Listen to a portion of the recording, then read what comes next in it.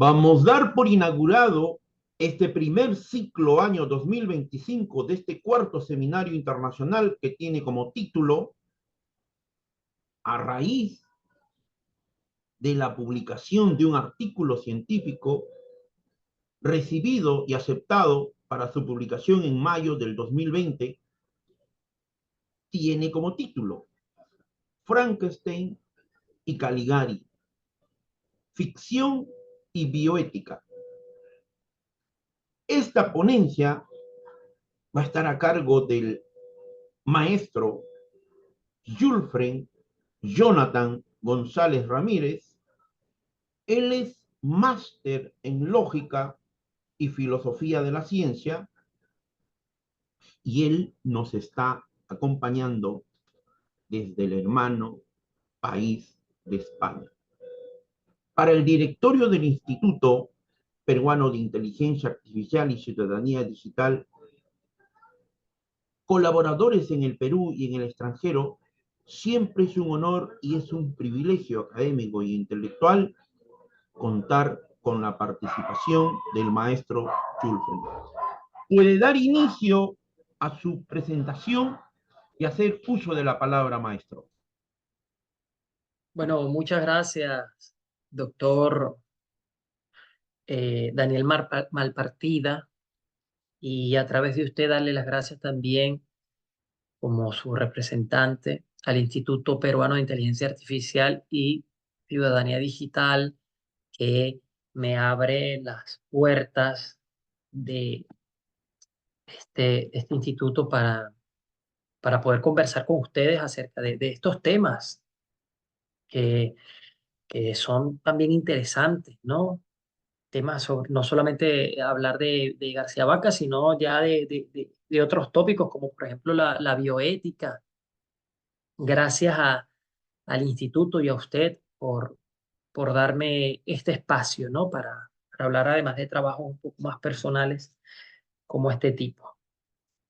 Bueno, lo que nos trae el día de hoy aquí es revisar un poco y comentar de forma muy somera, porque la verdad que quienes nos escuchan, quienes nos ven, pueden ir directamente al link del artículo, buscarlo por internet y leerlo de forma más detenida, con más profundidad y hacernos pues las preguntas a posteriori y también las críticas necesarias acerca de su análisis y su lectura de este artículo que nos trae aquí que se titula Frankenstein y Caligari, ficción y bioética. En principio, cuando yo escribí este artículo, había puesto Frankenstein y Caligari, ficción y bioética en la historia de la ciencia,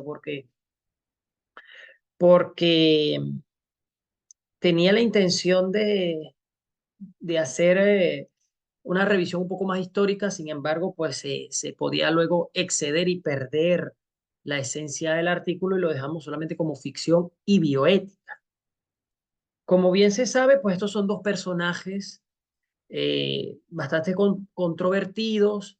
En principio, Frankenstein ya saben que es eh, un personaje, como dirían en Chile, hartamente conocido. Frankenstein aparece desde curitas o tiritas para tapar una herida, pasando por camisetas, gorras y otros souvenirs, hasta en llaveros, eh, cómics, películas, eh, series animadas. Y lo que la gente no sabe es que Frankenstein, esta historia de Frankenstein no es originario de una película, de la película Frankenstein, que además la gente relaciona el nombre de Frankenstein con la criatura, ¿no? Eh, y es un error que nos viene del cine. Frankenstein es parte del título de la obra de Mary Shelley de 1818, que se titulaba Frankenstein o el Prometeo moderno. Aquí Mary Shelley describía o narraba la historia de un joven médico que tenía la ilusión y la esperanza de eh, a través de la ciencia, pues, poder develar los misterios de la vida. Esto con el tiempo y la confusión nos llega a través del cine o de la televisión, se entendió que Frankenstein era la criatura, pero en realidad en la novela original, eh, que representa uno de los últimos obras del género gótico tardío, Frankenstein es el médico, es el doctor, es realmente quien le da vida a la criatura, que no tiene nombre además. Mary Shelley, cuando escribe esta obra, se inspira en algunos eh, estudios o experimentos que se estaban haciendo en el momento, en esos primeros 20 años del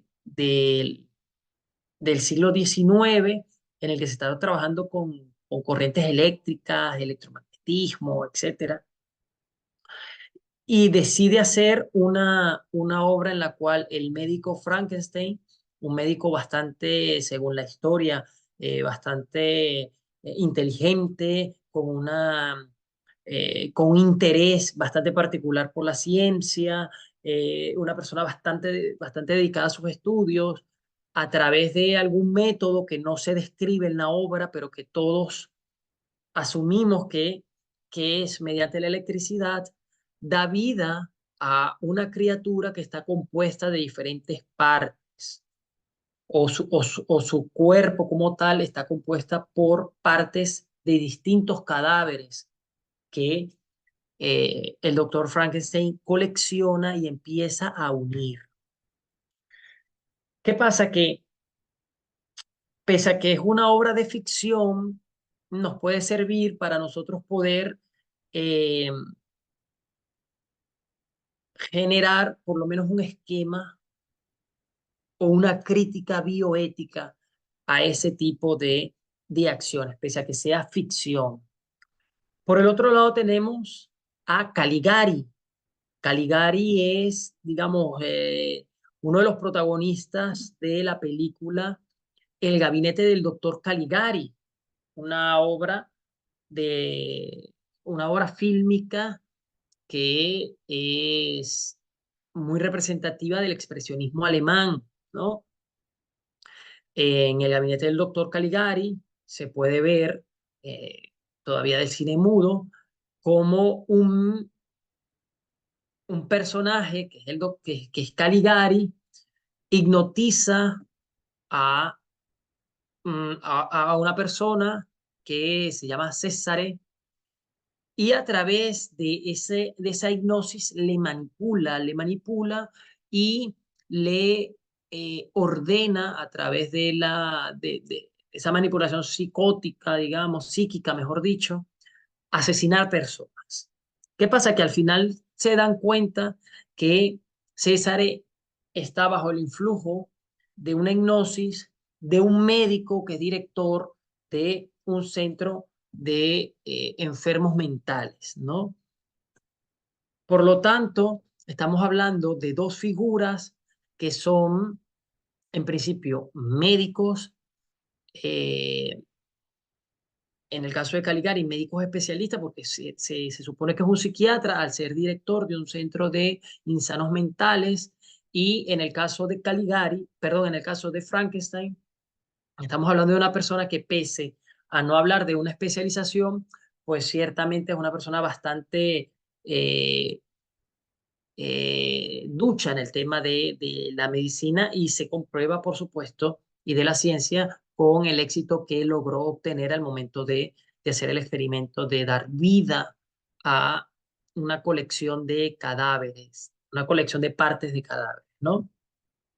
Ahora, la relación que tienen, ¿por qué relacioné yo estas dos obras? Porque me parece interesante que, pese a que son parte de una ficción, nosotros podemos tomarlas como modelos de, de lo que sería la falta de práctica o de praxis médica eh, bajo un programa o bajo una visión bioética, ¿no? Previamente se habían realizado algunos estudios sobre eh, estas dos obras, pero de los pocos estudios que se habían hecho, siempre se tomaba era el tema estético. Nunca se había hecho una reflexión sobre estas dos obras desde la visión bioética. Por lo tanto, digamos, es el primer estudio que se hace donde se relacionan estas dos obras con una visión bioética. Entonces, digamos, es un estudio pionero, sin ánimos de decir que es un gran estudio, pero es pionero en ese sentido. Una de las cosas que también relaciono yo para estas dos obras o que busco relacionarlas es que en los dos casos son dos médicos que rompen eh, lo que sería hoy un estatuto bioético, eh, y que además de eso causan cierto daño, se aprovechan de lo que pudiesen ser sus pacientes, ¿no? Y luego yo voy a adentrarme en eso. Se plantea aquí en este trabajo esa problemática acerca de que hasta qué punto el buscar un avance científico, hasta qué punto eh, innovar, hasta qué punto desarrollar una teoría o plantearse y confirmar una tesis puede llegar a ser contraético. Es decir, puede ser un problema ético. Eh, ya se han visto casos en el mundo real, donde anteriormente, pues, los científicos descubrían y se daban avances científicos, eh, digamos, maltratando a ciertas especies animales, digamos, experimentando en seres humanos, etcétera, y, y sin embargo, o experimentando con sus mismos cuerpos, y pues con eso se lograron bastantes avances. Ya lo habíamos hablado fuera de cámara, usted y yo, doctor, el caso, por ejemplo, del descubrimiento, la invención de la vacuna, donde un niño fue el conejillo de Indias, y sin él, sin esa experimentación donde podía correr riesgo la vida del niño, pues no hubiésemos eh, obtenido, digamos, el éxito de, eh, de encontrar la vacunación, ¿no? Eso no se, un, un, un planteamiento como encontrar la vacuna en aquel momento no se hubiese podido hacer en esta época. Es decir, tomar a un niño o a una persona como conejillo de India sin ningún tipo de procedimiento, sin ningún tipo de programa, sin ningún tipo de protocolos y probar una vacuna, digamos, inocular un virus a una persona sin saber cuál va a ser el resultado eh, de esa acción, hoy es imposible, eso no se puede hacer. Sin embargo, en aquel momento nos ayudó a avanzar a nivel médico, ¿no? Entonces, estos dos personajes son, son médicos, son investigadores y son personas dadas al descubrimiento, a la ciencia y a la experimentación, que es lo más interesante. Otra cosa interesante es que los dos están seguros de que su trabajo va a ser revolucionario. Es decir, ellos no están pensando en que están haciendo daño a un paciente o quebrantando la dignidad de un cuerpo, sino que están pensando de que eso es parte de un trabajo necesario para conseguir develar un misterio. En el primero de los casos, el misterio de la vida, y en el segundo, el misterio de la psiquis. Entonces ellos están pensando en un trabajo revolucionario. Por eso ponen en segundo plano, digamos, al paciente César digamos, su capacidad de decir sí o no a un experimento. Y en el caso Frankenstein, pues por supuesto el dolor y la dignidad de, primero la dignidad de la parte de los cuerpos que él profana y el segundo pues el dolor de los familiares, ¿no? Ya habíamos dicho que Frankenstein es parte del género gótico tardío y que la película de Caligari es un clásico del expresionismo alemán y sale en la pantalla grande en 1920. Eh, digamos que ambas obras también están relacionadas en el sentido de que se producen en unos contextos bastante eh, eh, de muchos cambios sociales, de unos contextos revolucionarios. En el caso de Frankenstein, en Inglaterra estaba convulsionada. Y en el caso del gabinete del doctor Caligari, estaba Alemania en crisis, habían perdido la Primera Guerra Mundial y era un totum revolutum lo que estaba sucediendo ahí. Había unas revoluciones sociales, pero también eh, estas dos obras nacen porque se están dando unos cambios importantes y se están dando unos avances de mucha importancia a nivel de física, a nivel de biología, a nivel de medicina, a nivel de química. Y eso también inspira a estos autores, ¿no? Para crear estas historias, que insisto, son historias de ficción, basadas en la ficción. Algo que digamos puede sonar, puede ser de importancia para resaltar, es que estos dos personajes no están buscando fama.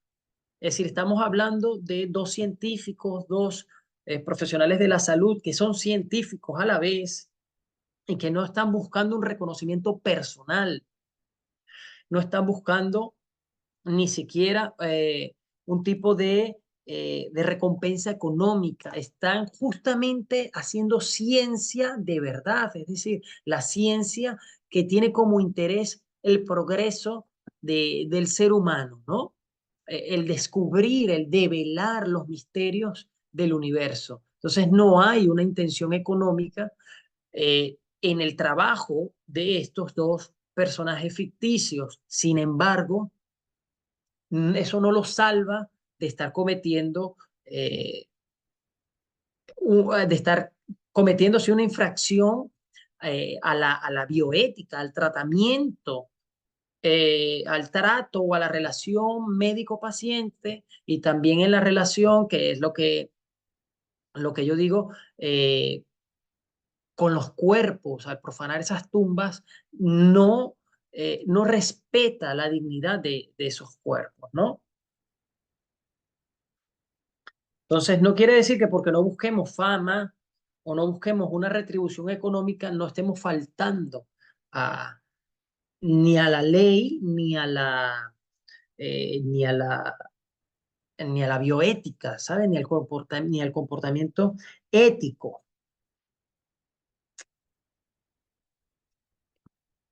Nos pudiéramos preguntar si estos dos personajes, Frankenstein y Caligari, en algún momento se arrepintieron de lo que estaban haciendo. Es decir, de esta tarea de coleccionar partes corpóreas profanadas de tumbas y crear un, un ser humano, digamos, eh, compuesto por brazos, piernas, miembros que eran de distintos cuerpos y de ahí dar vida nuevamente a este nuevo cuerpo, digamos. O si el doctor Caligari, luego de hacer que César matase a tantas personas, pues se pudiese arrepentir de sus acciones. Y en Caligari no hay un arrepentimiento, en Frankenstein sí que hay un tipo eh, de remordimiento y de arrepentimiento cuando él nos dice que llega y consigue el éxito en su experimento de dar vida a todas esas partes que coleccionó y que luego ahí le parece horrible, horrible lo que ha hecho. Eh, Algo que se le puede eh, recriminar a Frankenstein cuando hace este experimento es que él mismo relata en la serie, en la novela, que su laboratorio era inmundo, que su laboratorio no tenía las condiciones necesarias para ningún tipo de experimentación a nivel médico, perdón, y aún así, y además que sus instrumentos no eran lo suficientemente buenos o adecuados para llevar a cabo tal empresa, y aún así él emprende este experimento, ¿no? Por lo tanto, no lo pudiéramos acusar hoy de no solamente violar la dignidad de esos cuerpos, sino que también se hizo de una manera nada adecuado, sin ningún tipo de cuidado, sin ningún tipo de seguridad eh, biológica y y que no utilizó un instrumental adecuado, ¿no? En el caso de Caligari no, porque simplemente lo que hizo fue hipnotizar al paciente. Maestro, Sí, eh, a los que nos siguen a este trabajo maravilloso que viene haciendo el doctor Jonathan aquí en el Instituto Peruano de Inteligencia Artificial, recomendarles la lectura del artículo que está presentándonos el día de hoy, porque tiene una trama desde el inicio hasta el final, cómo debemos construir una historia, más aún cuando estamos en los canones del análisis de dos clásicos, de dos obras fundamentales y clásicas en la literatura mundial, y el papel que va a jugar el cine alemán y el calilarismo posteriormente para el mundo. correcto. Hablar, importante entonces, una vez más, lean el artículo científico del maestro. Importante porque estamos hablando de dos obras del género del terror, de la fantasía y de la ciencia ficción. No nos olvidemos eso, terror, fantasía y ciencia ficción. Y esta intervención voy a ir al mismo artículo y le voy a formular una pregunta, maestro, en relación a nuestros dos personajes, el doctor Frankenstein y el doctor Caligari. La pregunta que está en el mismo artículo se la voy a volver a formular. ¿Será posible encontrar entre ambos personajes una relación en su praxis bioética? Sí, por supuesto, la relación es eh, la la búsqueda de el conocimiento. Ellos lo que querían era develar un misterio, cada cual en su campo. Esa es la primera, esa es una de las relaciones. La otra relación es que los dos son médicos. Los dos están para ayudar al paciente, no para manipularlos. Y esa es otra de las cosas de las cuales podemos acusar a, a estos dos personajes, ¿no? Eh, Esa relación, ellos rompen, digamos, eh, la conducta ética al intentar manipular a sus pacientes o partes de cuerpos de otras personas para conseguir el resultado de un planteamiento, de una tesis, pero que no, que además llevan a cabo en secreto, porque el gran problema que se da con este par de personajes ni siquiera es la búsqueda del conocimiento, eso se reconoce, pero el gran problema es que el secretismo con el cual lo han hecho. Y el secretismo lo que nos indica es que ellos estaban hasta cierto punto conscientes, este par de personajes, insistimos, ficticios, estaban conscientes de que estaban realizando algo que no era eh, parte de una práctica médica normal. Sabían que se estaban exponiendo, que digamos, algún señalamiento de tipo legal, académico, comunitario, eh, por parte de la misma comunidad médica y por lo tanto lo hicieron en secreto. Y eso obviamente al ellos darse cuenta la situación en la que al final se estaba convirtiendo todo esto que era asesinar gente, pues la criatura de Frankenstein también cometió muchos desajustes, digamos, se exacerbó por su fuerza, por la forma horrenda, el aspecto horrendo que tenía, pues generó mucho miedo, alteraron, digamos, el orden de la sociedad en la cual estaban inmersos y, y esto, esto hizo que los propios creadores, el propio Caligari y el propio Frankenstein cayeran en un estado neurótico, es decir, afectó su propio cuerpo y su propia psique.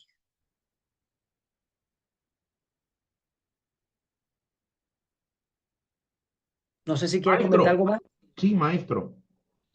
El doctor Frankenstein y el doctor Caligari, muy bien usted lo señala, actuaron en secreto y aislados, y también señalarnos que ambos, en esta búsqueda del conocimiento y en esta labor de experimentar científicamente, fueron muy imprudentes. ¿Qué nos dice al respecto usted, maestro? Sí, la imprudencia es, digamos, la primera, el primer rasgo después de su profesionalismo, el profesionalismo a nivel de que nosotros podemos deducir que tanto Frankenstein como Caligari eran unos profesionales eh, de bastante valor, es decir, unos profesionales eh, con ciertos méritos por dos cosas. Primero, en el caso de Caligari, porque llegó a ser el director médico de un hospital psiquiátrico, por lo tanto, tenía que haber coleccionado algún tipo de mérito para poder estar en esa posición. Y en el caso de Frankenstein, sí es cierto que a medida que vas leyendo la novela te vas dando cuenta que tenía el reconocimiento intelectual por parte de sus profesores y amigos. Entonces, lo primero que destaca en sus rasgos es que eran personas bien formadas a nivel académica e intelectual, pero que eh, eso lo ensombrece o lo opaca la imprudencia con la cual actuaron en estos casos, ¿no? Y, y eso los llevó justamente a la perdición, la imprudencia. Maestro, usted en el artículo además señala algo muy, muy importante, ¿no? De forma clara, la actuación de Frankenstein y de Caligari no se enmarcan dentro del etos científico, complementando con lo que usted va diciendo en su mismo artículo. Frankenstein y Caligari ambos actuaron claramente sin una actitud bioética. Ujú. Por un lado, no se enmarcaron dentro del etos científico y por otro lado, sin una actitud bioética, esta actividad que ellos realizaban, esta actividad que ellos realizaban, con la idea, con la idea de dar un aporte y de generar un cambio en el curso de la historia de la medicina o probablemente en el inicio de una revolución científico tecnológica. ¿Qué nos dice al respecto usted, maestro?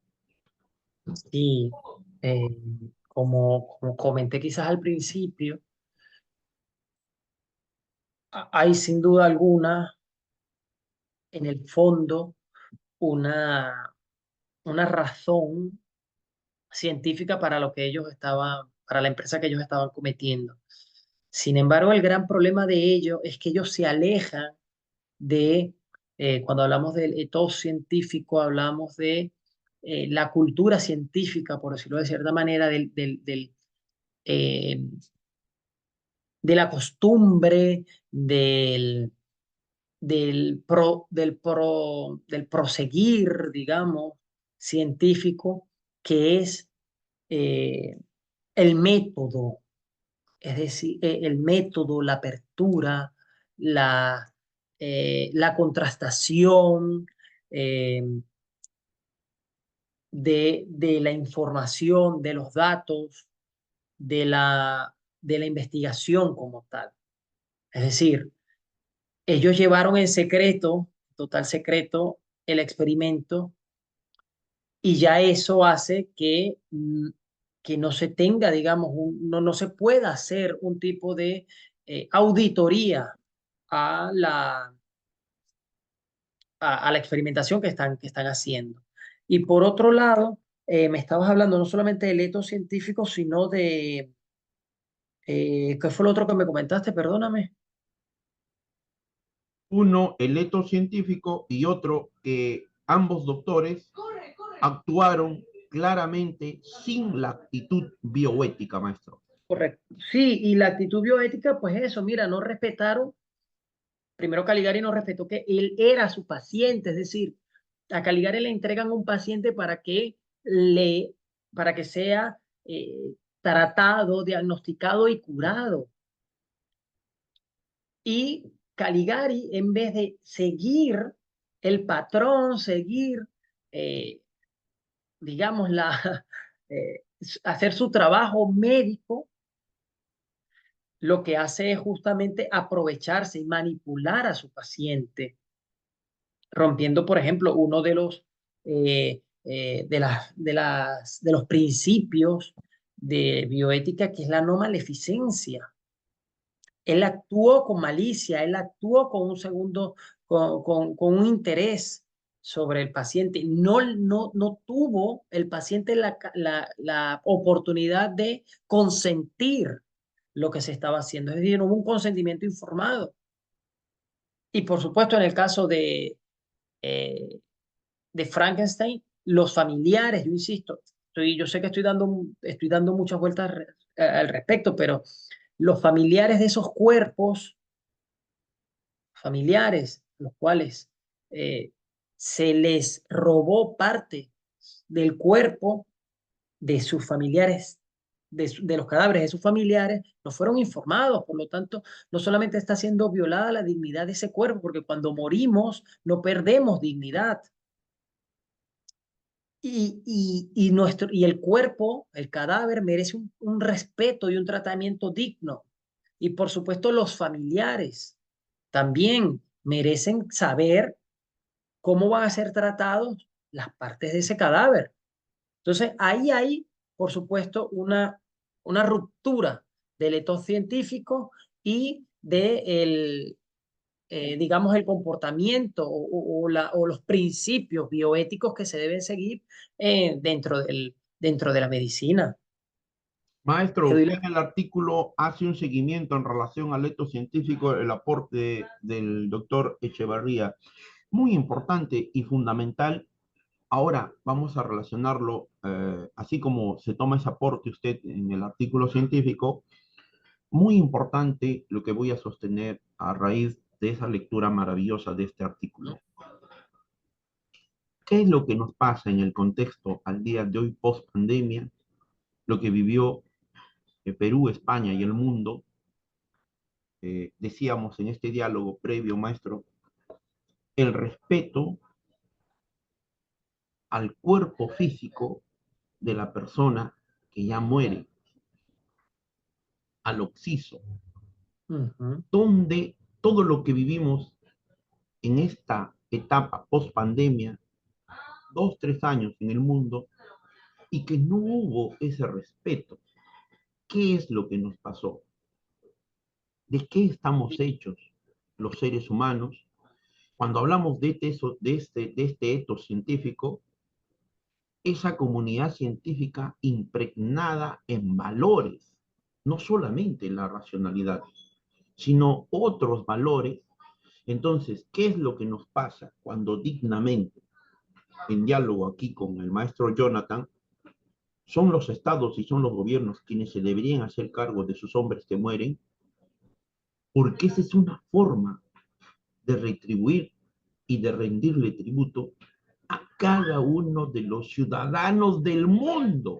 ¿Qué es lo que se hacía? ¿Qué es lo que se hacía en las grandes batallas? Los griegos, los atenienses, los espartanos.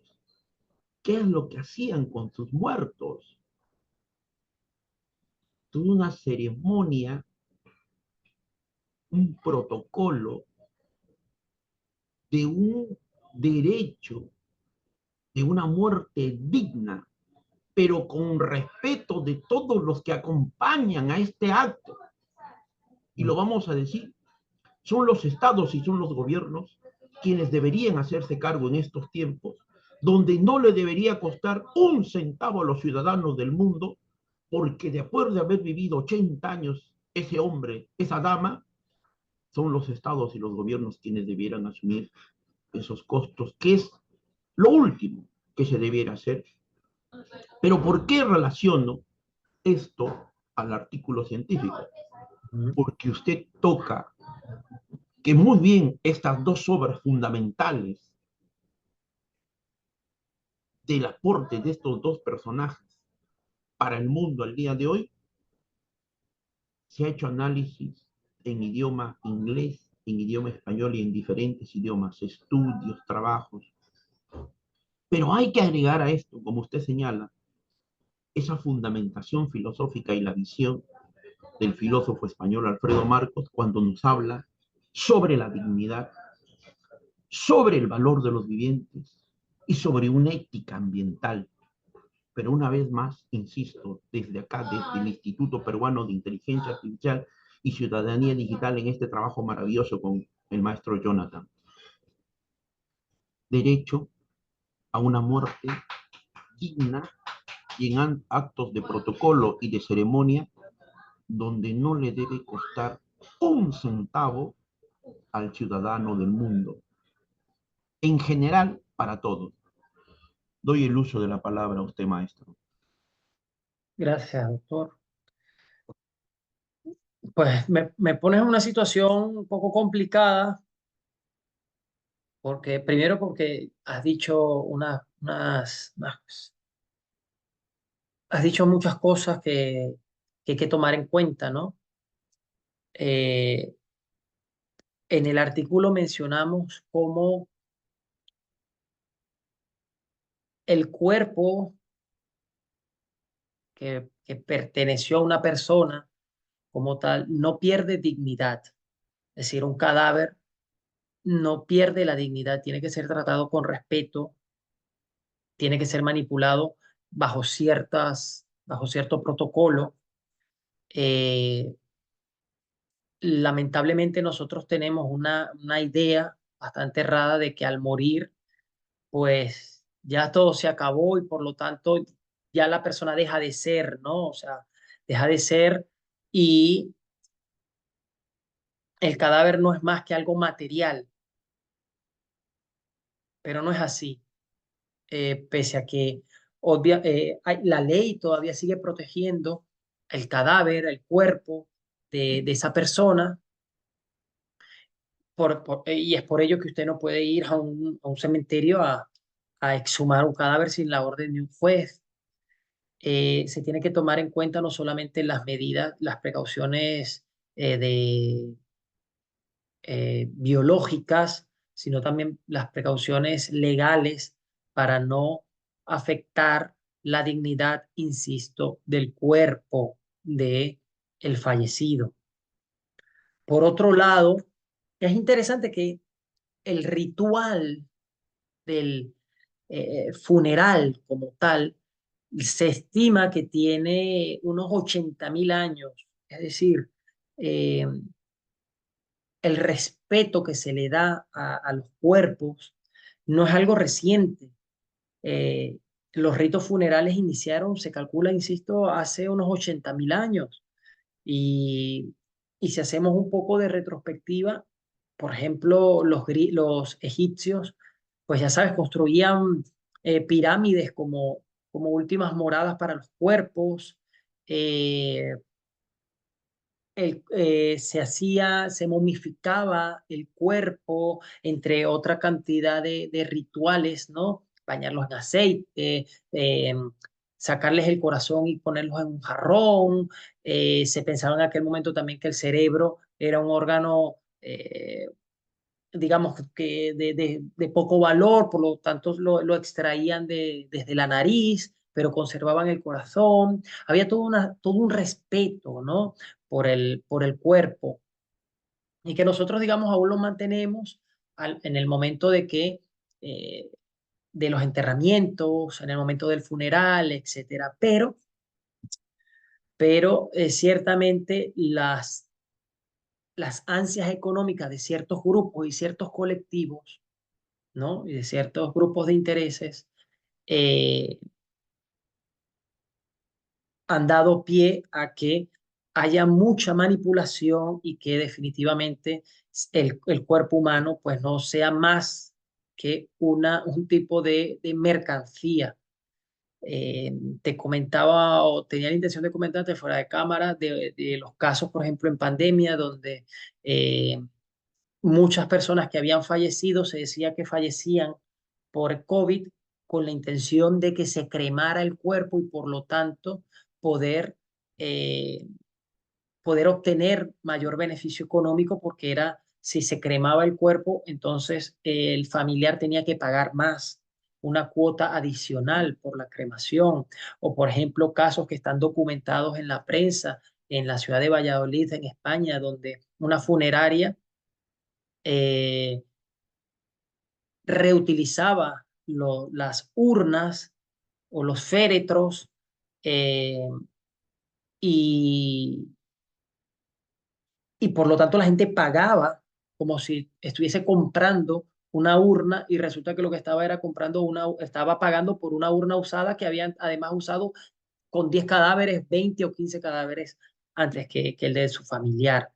Entonces, eh, yo creo que el capitalismo, digamos, esas ansias de ganancias han hecho que se vea al cuerpo humano como una mercancía, doctor. Y eso es obviamente, eso infringe obviamente no solamente eh, el tratamiento decoroso que se le debe dar a un cuerpo, a un familiar, inclusive a un cliente, porque lo estás engañando legalmente eso genera, digamos, un perjurio. Y por otro lado, pues los principios básicos de la bioética, para no extenderme más. Maestro, el sistema educativo manejado por el capitalismo en el mundo no prepara el sistema educativo en todos sus niveles, no nos prepara para la muerte. Y voy a terminar mi intervención diciendo, morir es un negocio en el mundo para los poderosos porque el hecho de morir, para ello los ciudadanos del mundo no están preparados. Nadie fue educado, nadie fue preparado, nadie anticipa el acto de su muerte. Y es penoso en estos tiempos de democracia, de derechos humanos, de libertad, de justicia, de igualdad, solamente ver como espejo qué es lo que pasó con la pandemia, igual la misma condición, países no desarrollados, desarrollados, países del primer mundo, y países de élite. ¿Qué pasó con el cuerpo de los ciudadanos del mundo? ¿Qué es lo que hicimos? ¿Dónde está el etos científico? ¿Dónde está la actitud bioética de los profesionales, de los galenos, de los médicos, de los que estuvieron en esa primera línea, maestro, en una posición crítica? No se salva eso. Perú, Venezuela, España y el mundo, a raíz de este artículo maravilloso que usted ha preparado, maestro. Le doy la palabra, maestro. La pedagogía, la andragogía, la forma en la que nosotros, la forma en la cual, o el método por el cual nosotros podamos enseñar a las personas eh, algo muy heideggeriano, como que somos seres para la muerte, eh, es muy importante porque realmente nosotros estamos conscientes biológicamente de que en algún momento vamos a fallecer. De hecho, está ese famoso adagio que dice, hay dos cosas seguras hay una cosa segura en esta vida que es la muerte, ¿no? Eh, pero no somos conscientes, decía Heidegger, de eso. Por más que nos lo dicen, por más que lo sabemos, no estamos conscientes de ello. Y al no estar conscientes de que somos seres para la muerte, nos perdemos, nos perdemos eh, en la vida inauténtica. ¿Qué es la vida inauténtica? El hacer la mirada a otro lado o el voltear la cara ante el hecho de la muerte y pensar que eso no nos va a pasar a nosotros o que todavía no nos va a pasar, que falta mucho tiempo para ello. Decía Heidegger que una vida auténtica era aquella en la cual nosotros nos hacíamos responsables de esa vida y nos hacíamos conscientes de que en cualquier momento podíamos morir. Es decir, así era como realmente el ser humano entendía, se hacía auténtico, hacía de su vida auténtica, algo auténtico. ¿Por qué? Porque se dedicaba realmente a lo que le interesaba.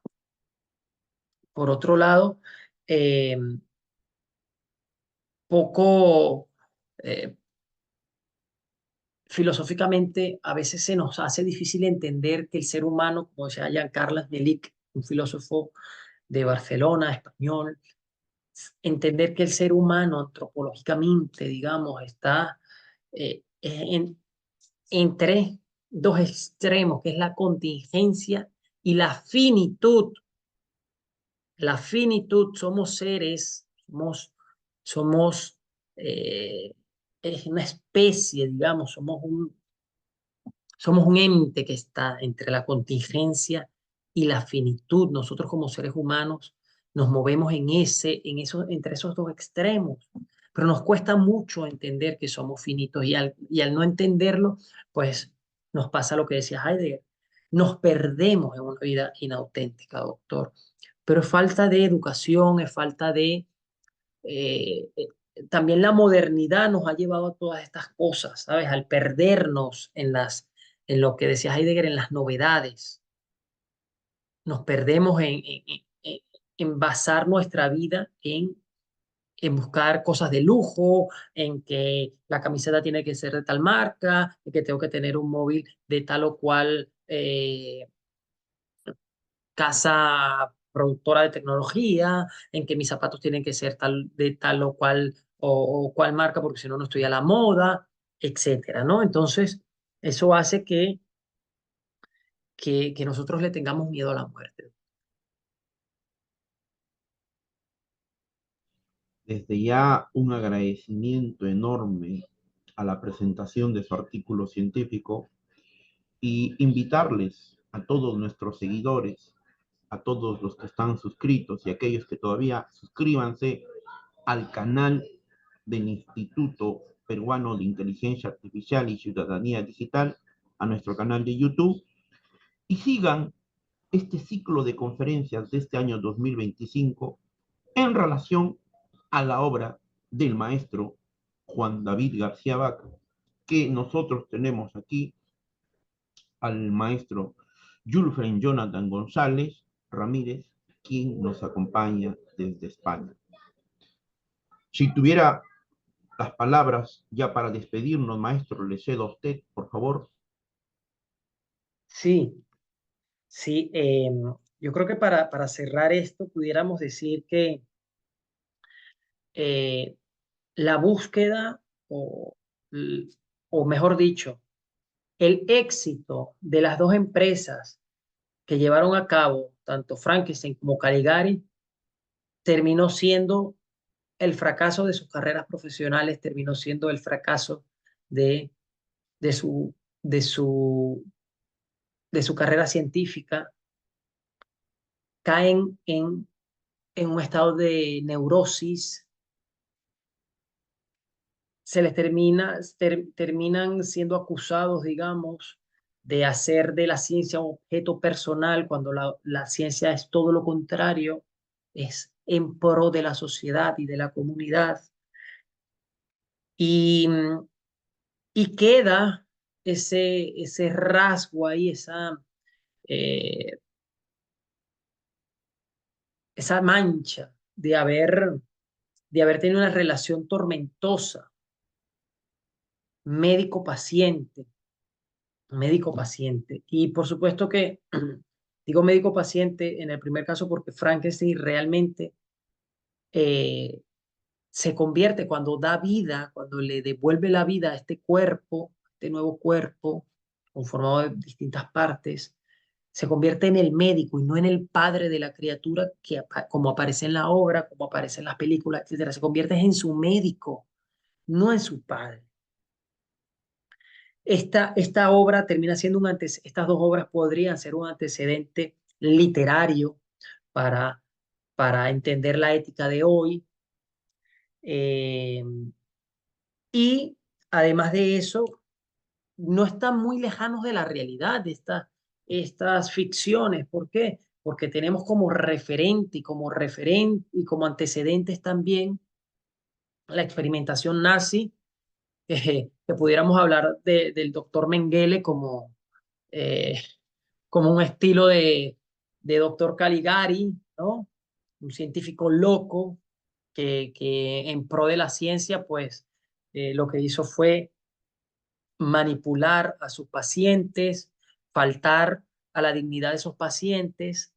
De hecho, Jeffrey Krakauer escribe el libro de Caligari a Hitler como una forma en la que se entiende que Hitler no es más que ese loco que manipula a, a César, y en este caso el pueblo alemán, para cometer todos los asesinatos y digamos, llevar a cabo todas las cosas de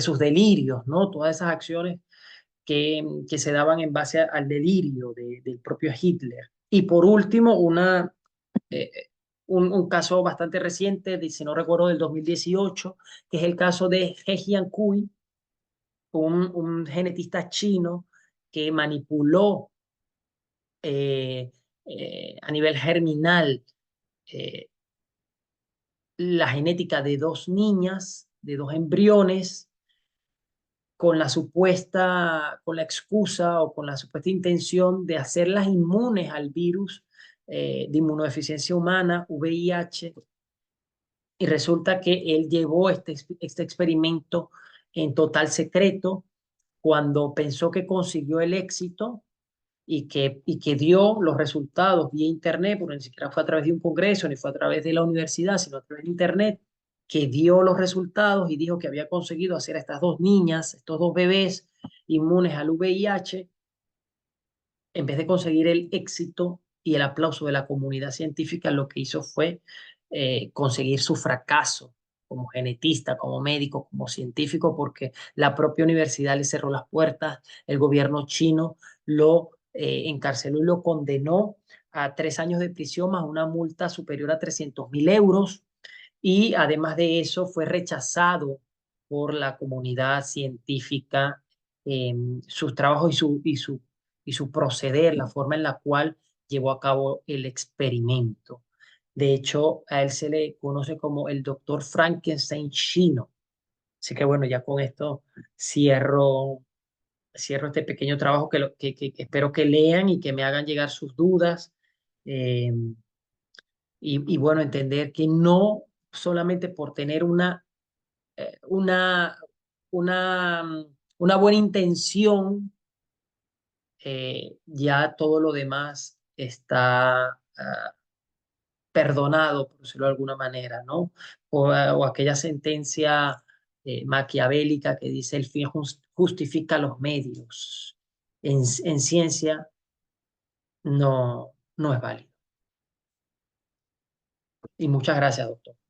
Dos cosas que nos deja el artículo científico y la presentación del maestro: el valor de la vida, la dignidad del ser humano, y no nos olvidemos, el respeto a nuestros muertos, a los occisos, y los actos protocolares como debieran ser, como se merecen, Ujú, y totalmente gratuitos, que lo suman los gobiernos, que lo suman los estados, como último acto de ese ser humano, de ese ciudadano del mundo. Vamos a dar por clausurado este primer ciclo año 2025 de este cuarto seminario internacional, la presentación de un artículo científico que se publicó en mayo del año 2020, que tuvo como título Frankenstein y Caligari, ficción y bioética, la misma que estuvo a cargo del maestro Julfred Jonathan González Ramírez, quien nos ha acompañado desde España. Un abrazo muy fuerte, maestro, y siempre gracias, doctor. para el directorio del Instituto Peruano de Inteligencia Artificial y Ciudadanía Digital de Lima, Perú, colaboradores en el Perú y colaboradores en el extranjero. Es un altísimo honor y es un privilegio contar con su participación y esta destacada labor académica e intelectual que usted realiza, maestro. Muchas gracias, maestro. Gracias, doctor. Hasta pronto.